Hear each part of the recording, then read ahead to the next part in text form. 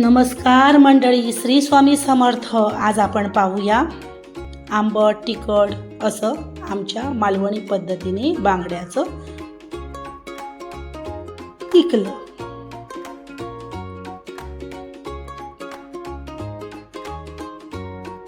हे पहा, 4 बांगडे घेतले, ते स्वच्छ धुवून त्याचे छोटे छोटे पीस करून घेतले. 3 पाण्याने धुवून घेतले. 1 वाटी खोबरं, 1 चमचा मीठ, 1 चमचा त्रिफळं, 1 चमचा सुकी कोथिंबीर, 1 चमचा मालवणी मसाला, अर्धा चमचा हळद आणि लसूण, कोकम आगळ, बारीक चिरून कांदा आणि पातळ चिरून कांदा.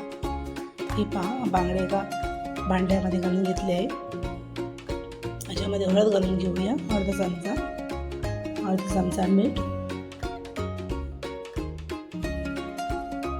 आणि कोकम आगळ. छानपैकी एकजीव करून घेऊया. हे पहा, एकजीव करून झालं आहे. 20 मिनिटासाठी ठेवूया. हे पहा, आता वाटण करून घेऊया. खोबरं घालून घेऊया. खूप छान होतं हे बांगड्याचं पिकलं. तुम्ही पण नक्की करून पहा माझ्या पद्धतीने. प्रत्येकाची पद्धत सापड असते. माझ्या पद्धतीने करून पहा. खूप छान होते हे बांगड्याचं पिकलं. कांदा घालून घेऊया.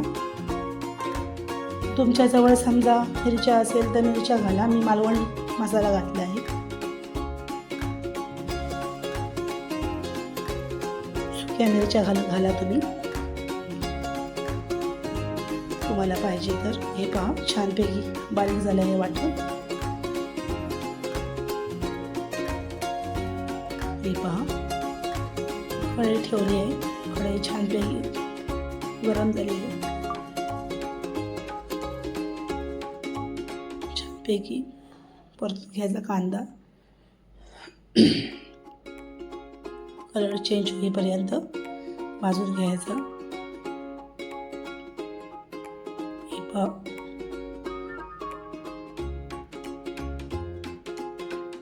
आता त्याच्यामध्ये वाटण घालून घेऊया. ते पण छानपैकी एकजीव करून घेऊया. 5 मिनिटासाठी झाकण मारून ठेवूया. हे पहा, 5 मिनिटं झाली आहे. छानपैकी वाटण झालं आहे, शिजलं आहे. छानपैकी ते परतून घेऊया. हे पहा, थोडंसं पाणी घालून घेऊया. थोडंसं घालून घ्यायचं.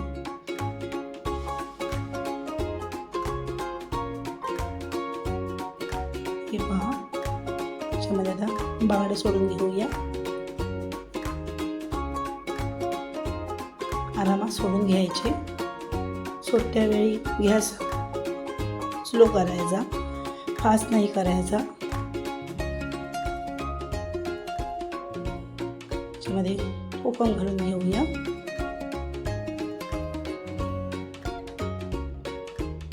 त्रिफळं घालून घेऊया. मीठ.